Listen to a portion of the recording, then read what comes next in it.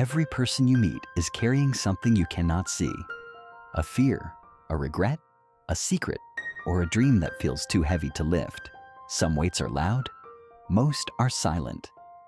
This is the story of one man, but in many ways, it is the story of all of us. Daniel Carter was the kind of man everybody relied on. At work, he was the guy who always stayed late. At home, he was the son who never said no. For his friends, he was the listener, the fixer, the one who showed up when everyone else walked away. If someone had to carry the weight, Daniel carried it. He lived in a small apartment in Ohio, simple, quiet, ordinary. But inside him lived a storm he never acknowledged. Bills he couldn't keep up with, a job slowly draining him, a mother whose health was declining, a relationship that had ended painfully, dreams he had buried because reality demanded otherwise. He wore responsibility like armor, but underneath that armor he was tired, bone tired. But Daniel never said a word, because that's what strong people do, right? They carry it. One Thursday night, he was sitting at his kitchen table staring at a pile of envelopes, bills, late fees, medical forms. Outside, snow whispered against the window as a lonely winter wind crawled through the empty street. His phone vibrated, a message from his supervisor. "Daniel, can you cover the night shift tomorrow? We're short. Save us again?" Those last words. Save us again. That was all Daniel ever did, save everyone but himself. He stared at the screen. His thumb hovered over yes, because he always said yes. But something inside him whispered, very softly, almost afraid, "I can't do this anymore." Before he could reply, a memory hit him. He was 17 again, sitting beside his grandfather on the porch swing of an old Kentucky farmhouse. The sun was setting behind the fields, painting everything gold. His grandfather, a quiet man with hands hardened by decades of work, said, "Danny, life will always give you weight to carry, but listen carefully. The heaviest weight is pretending you're not tired." Daniel had laughed back then. He was young and strong, and the world felt light. But now he understood. At work the next day, Daniel dragged himself through the hours. His manager waved, "You good, Carter?" Daniel nodded. His smile fooled everyone, except himself. Around noon, he walked into the staff restroom, closed the door, and leaned against the wall. His chest felt heavy. His eyes burned. His breath trembled.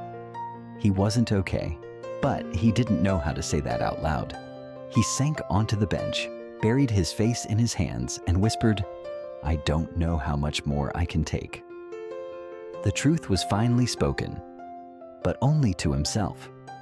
When he walked out, still shaken, he found an older janitor cleaning the hallway, Mr. Bennett, a man with warm eyes, a gentle smile, and a way of seeing what others couldn't. He paused his sweeping. "Son, you look like you're carrying the whole world on your shoulders." Daniel forced a smile. "I'm fine." Mr. Bennett chuckled softly. "I'm old, not blind. Sit a minute." Daniel hesitated, but finally sat on a supply crate. After a moment of silence, the old man said, "People like you, the helpers, the responsible ones, y'all break the quietest." Daniel felt something tighten in his throat. Mr. Bennett continued, "No one teaches you how to put the weight down, but let me tell you something I learned too late. Strong people deserve rest too." A single tear slipped down Daniel's cheek before he could stop it. He wiped it quickly. "I just don't want to disappoint anybody." The old man smiled gently. "Son, the only person you're disappointing is yourself. When you say yes to everything except the things you truly need." That night, Daniel sat at his kitchen table again. Same bills, same problems, same world. But something inside him wasn't the same anymore. His phone buzzed. Another message from work. "We need you tomorrow too, man. You're our guy. You're the reliable one." He looked at that word. Reliable. Reliable meant predictable. It meant available. It meant exhausted. He remembered his grandfather's words, Mr. Bennett's advice, his own breaking point. Then something happened.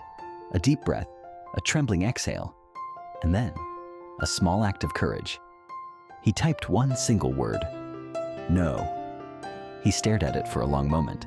Then he pressed send. At first he panicked. What if they got mad? What if they replaced him? What if he lost his job? But then another thought came. What if I finally choose myself? For the first time in years, Daniel slept without setting an alarm. The next morning, he woke up late. The sunlight through his curtains looked new. Warm, inviting. He made breakfast slowly, sat near the window, breathed.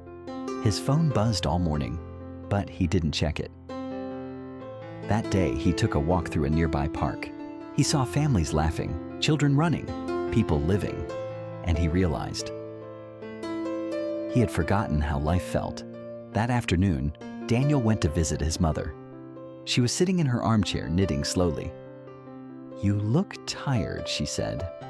For the first time, he didn't hide it. "I am."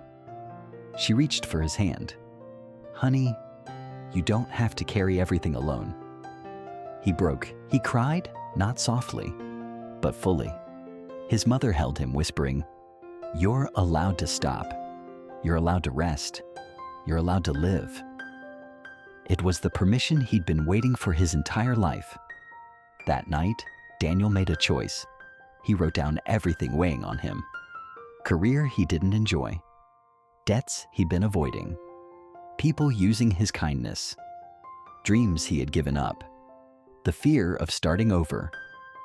Then he wrote a second list. What I want my life to look like. It wasn't perfect. It wasn't detailed. It wasn't elegant. But it was honest. And honesty is where healing begins. Over the next weeks, he reduced his overtime. He started therapy. He reconnected with old friends. He apologized to himself for years of neglect. He set boundaries, firm ones. He explored new job options. He even reopened the notebook where he used to write stories as a teenager. Piece by piece, weight by weight, he put things down. Some weights were easy to release. Some were painful. Some required courage he wasn't sure he had. But every time he let go of one burden, he felt the world grow a little lighter.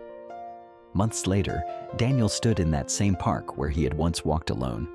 He felt calm, free, whole. Not because life got easier, but because he stopped carrying everything alone, and he learned something powerful. Sometimes the heaviest weight is the silence about our struggles. Sometimes the bravest thing we can do is ask for help. And sometimes strength is not in holding on, but in letting go. We all carry something: guilt, expectations, fear, pressure, responsibility, pain, dreams we're scared to chase, memories we're scared to face. But you, reading this right now, you deserve rest. You deserve peace. You deserve support. You deserve a life that doesn't drown you. The weight you carry, you don't have to carry it alone. Put some of it down. Breathe. Ask for help. Choose yourself. Because the world is heavy, but you are not meant to break under it.